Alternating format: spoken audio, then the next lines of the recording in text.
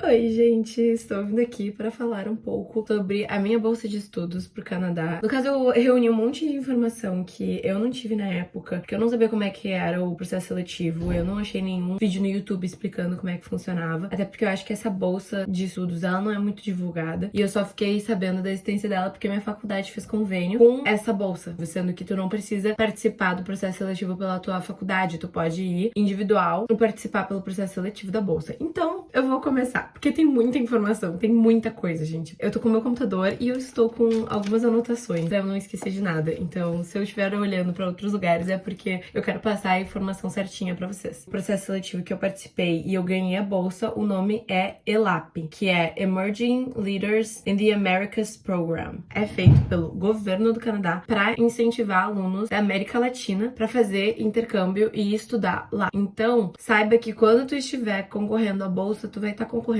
com alunos da América Latina inteira. O valor da bolsa no meu ano foi $7.200 canadenses, o que dava em torno, no ano que eu fui, de 35 mil reais. É muita grana mesmo, e eles te dão tudo numa sentada só. Já como a bolsa, ela é concedida pelo governo do Canadá e são muitos recipientes da bolsa, então é muito aluno, é muita gente, demora um tempo para eles distribuírem as bolsas. O dinheiro sai do governo do Canadá para cada universidade. Então, assim, tem tantos alunos na Universidade de Regina, tem tantos alunos na universidade tal, tal e tal. Então eles pegam e vão dando para as universidades. Aí a universidade tem que receber o dinheiro e aí a universidade que dá o dinheiro pro aluno. Então faz o cheque para dar para o aluno. Então eles deixam isso bem claro, que quem ganha bolsa tem que se organizar para se virar financeiramente durante 2 meses. O dinheiro da bolsa que eles dão dá tranquilo pros meses que tu vai passar lá, que é geralmente de 4 a 6 meses. Eu fiquei 5 meses lá e deu tranquilo. Mas eles deixam bem claro isso no edital, que tu vai ter que te organizar pra bancar as primeiras parcelas do intercâmbio. Eu fui em dezembro e eu recebi o dinheiro da bolsa em fevereiro, mais ou menos. Cabe a ti administrar o teu dinheiro, então eles não vão conferir ticket aéreo, eles não vão conferir nada. Tudo que eu gastei pra chegar lá, eu guardei comprovante de tudo numa pastinha, porque eu sou do tipo de pessoa que eu gosto de evitar incomodação, mas não deu problema nenhum. Então assim, guardem os comprovantes só pro descargo de consciência, porque não vai dar nenhum problema. Se tu é recipiente da bolsa, não é nenhum problema isso. Isso aí foi só uma contextualização da bolsa, porque nesse vídeo eu quero falar mais do processo seletivo do que realmente a bolsa em si e como foi o intercâmbio lá. Eu vou gravar um vídeo depois falando sobre isso. Agora eu quero falar sobre o processo de aplicação pra bolsa mesmo. Foi um processo muito longo e muito burocrático. Vale ressaltar também que eu participei do processo seletivo durante a pandemia. Então talvez muita coisa do ano que eu fiz e que eu participei do processo seletivo não seja mais assim, porque realmente pra mim foi durante a pandemia. Eu estudo na PUC do Rio Grande do Sul e a minha faculdade tem convênio com esse programa e com algumas universidades do Canadá que façam com que eu possa fazer a mobilidade acadêmica. O que é mobilidade acadêmica? Eu vejo que tem muita gente que tem dúvida disso. A mobilidade acadêmica consiste em tu pagar a faculdade que tu tá fazendo. Se tu tá fazendo uma faculdade particular, continua pagando o dinheiro e a mensalidade da tua faculdade, mas tu cursa em outro lugar, em outra faculdade. Seja a faculdade que a tua universidade já tenha convênio, escolheu, enfim. Mas basicamente é isso. Tu tá pagando a tua faculdade, mas tá cursando em outro país. E foi isso que eu fiz. E aí, eu participei do processo seletivo pra ganhar a bolsa de estudos do Canadá, que ia me ajudar a pagar os custos extras de estar fazendo intercâmbio. Então, assim, a alimentação lá, as passagens aéreas, a moradia, tudo. Isso consiste a mobilidade acadêmica. Agora, se tu estuda numa federal, pode participar do processo seletivo, assim tu vai fazer a mesma coisa que eu fiz, só que tu não vai ter que estar pagando mensalidade da faculdade. Eu fiquei sabendo da existência dessa bolsa de estudos porque a minha faculdade estava divulgando ela. A minha faculdade tem convênio com algumas universidades do Canadá. Eu concorri à bolsa e à vaga na universidade. Para eu ganhar a bolsa, eu tinha que ser aceita na faculdade também. Eles tinham que aceitar a minha carta de intenção e o meu perfil para me aceitar na faculdade, para aí sim eu poder ou não ganhar a bolsa. Então tudo isso participa do processo. Então desde o começo eu tive que escolher uma universidade. Eu escolhi a Universidade de Regina e eu posso depois entrar mais no critério do porquê que eu escolhi essa faculdade e porquê que eu quis ir para a Universidade de Regina. Mas agora eu vou falar sobre o processo de aplicação para a bolsa mesmo. Documentos que eu precisei para me inscrever. Eu acho que todo ano talvez eles atualizem essa tabela, mas esses foram os documentos que eu usei no meu ano. Eu precisava de um passaporte atualizado. Para poder concorrer à bolsa, tu precisa ter passaporte. Tu tem que ter. Então, se vocês já estão pensando em concorrer à bolsa, já façam um passaporte de vocês. É caro, mas vale muito a pena porque porque se vocês conseguirem a bolsa, vai ser uma experiência única, então façam. Vocês também vão ter que assinar algumas declarações de aviso de privacidade, essas coisas mais burocráticas mesmo, que é basicamente só dando autorização deles a usar teus dados pra tu poder concorrer à bolsa. Vocês também vão ter que mandar o comprovante de inscrição, então o comprovante de matrícula da faculdade de vocês. Tem 4 coisas que vão fazer com que tu ganhe a bolsa ou não, que é a carta de intenção, que é a carta que tu escreve, então que tu basicamente fala o porquê que tu quer ganhar essa bolsa e o que tu vai fazer de importante lá, o porquê que o governo do Canadá tem que dar a bolsa pra ti e não pra outra pessoa. A carta de apoio da instituição de origem, pra mim foi a carta de recomendação do meu professor, então eu tive que correr atrás de um professor pra fazer a minha carta de recomendação, então alguém tem que te recomendar. Eu fui pra estudo, tem 2 bolsas de estudos, tem bolsa de estudos pra quem vai pra estudar, então mobilidade acadêmica, e quem vai fazer pesquisa. Eu fui pra estudo, mas quem vai ir pra fazer pesquisa tem que ter um professor canadense pra te recomendar também. Então vocês vão ter que entrar em contato com a universidade de escolha de vocês, a partir disso tentar achar um professor lá, marcar reunião com ele pra talvez ele indicar vocês ou o seu professor mentor de vocês. Aí esse processo, eu não sei falar com propriedade porque eu não participei dele, eu fui por estudo, então eu não tive que fazer tudo isso. Eu acho que é um pouquinho mais difícil do que o meu, mas eu não fui pra pesquisa, eu fui pra estudo. Não sei dar informação sobre isso pra vocês. Mas essas 3 coisas são bem importantes. E a 4ª, que vai ser o método de desempate da bolsa, que é a tua média da universidade. Agora, pra falar um pouquinho desses 4 pontos importantes, já como eu fui pra estudo, eu não tive a carta de recomendação do professor canadense. Eu tive a minha carta de intenção, a minha carta de recomendação e a minha média na faculdade. Gente, a carta de intenção é a carta mais importante de todas. A tua média na faculdade é aquilo que tu fez a tua vida acadêmica inteira. Então, no momento que tu vai se inscrever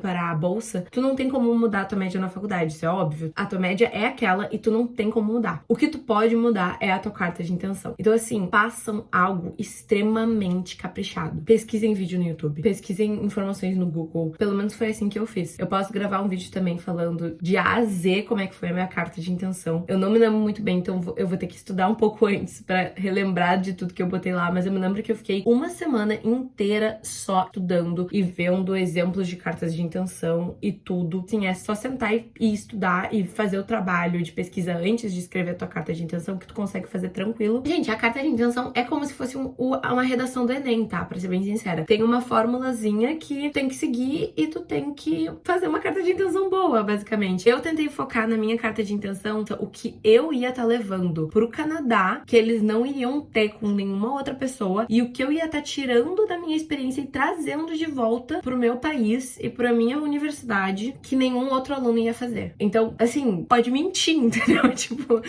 não, eu nem me lembro da minha carta de intenção pra vocês terem noção, mas assim, vocês não vão pegar e meter que vocês vão abrir uma empresa ou coisa do tipo, não. É mais ou menos falar sobre coisas culturais e as vivências que tu vai estar trazendo da tua cidade, a vivência que tu teve, tu vai lá pra compartilhar com outros alunos e o que tu vai tirar de lá pra trazer pra cá, porque é isso que eles se interessam, entendeu? Eles querem essa troca, eles querem que tu traga muita coisa nova pros alunos que já estudam lá e eles querem que tu tire de lá e volte pra tua universidade mudado. Então, eu não me lembro exatamente o que eu botei na minha carta de intenção, mas eu me lembro que eu foquei muito nisso. Tu tem que vender o teu peixe, basicamente, tá? Tu tem que te vender como a última bolachinha do pacote. E eu me lembro que eu tive muita dificuldade nisso, porque tu tem que ter um nível de... Não é egocentrismo, mas tu tem que falar como se tu fosse a melhor pessoa do mundo, entendeu? Tem que se vender num nível absurdo. Se acostumem com isso, porque vocês vão ter que falar muito bem de si mesmo. A carta de recomendação. Eu entrei na faculdade de administração no ano da pandemia. Eu apliquei pra bolsa em 2021 e eu entrei na faculdade em 2020. Então, eu não tive a oportunidade de criar nenhum laço importante, assim, muito duradouro com nenhum professor a ponto de pedir pra que ele escreva uma carta de recomendação pra mim. Então, o que eu fiz? Eu tive contato com um professor. Eu queria que o que impedisse de eu ganhar uma bolsa de estudos fosse a carta de recomendação, que eu não tinha contato com ninguém pra pedir pra que fizesse pra mim. E aí, ele aceitou, ele topou fazer. Ele, por sinal, extremamente grata pra esse professor. Eu já tinha pedido pra alguns professores, eles tinham falado não, porque eles não me conheciam, então eles não podiam se botar nessa situação de estar me indicando pra uma bolsa, sendo que eles não conhecem quem eu sou, entendeu? Daqui a pouco dá alguma coisa, dá algo ruim e vai cair na deles, sabe? Aí que ele me pediu pra fazer uma coisa que é muito comum, e eu não sabia que era, mas é muito comum do professor pedir pra que tu escreva a carta de recomendação e o professor só assina. E foi isso que eu fiz. Eu que escrevi tanto a minha carta de intenção quanto a minha carta de recomendação. E eu posso gravar vídeo sobre as duas aqui pra vocês. E aí eu vou ter que dar uma estudada a mais pra poder falar com propriedade, porque eu não me lembro mais tanto sobre. Mas eu me lembro que eu estudei muito, muito, muito. E assim, se vocês estão fazendo e participando do processo seletivo agora, pesquisa vídeo no YouTube, pega um papel e vai anotando tudo que tu achar importante. Vê, sei lá, 50 vídeos sobre o assunto. Cada vídeo tu vai anotando uma coisinha importante. Daí tu junta tudo que tu anotou e faz a tua. E assim, tira tempo pra fazer a tua. Tu não vai escrever a tua carta de intenção ou a carta de recomendação numa tarde só. Não, vai demorar muito mais tempo. E assim, tem que demorar muito mais tempo pra ela ficar boa. A minha média na faculdade no ano que eu ganhei a bolsa era 8,58. O meu edital deixava bem claro que o método de desempate de um aluno com o outro ia ser a média na faculdade. O que fez com que eu fosse escolhida pra ganhar a bolsa foi a minha carta de intenção, a carta de recomendação, a minha média na faculdade, que era muito alta, e o meu inglês. O que acontece? Eu faço inglês desde pequenininha. Meus pais me botaram na escola de inglês desde que eu me conheço por gente. Eu já tinha feito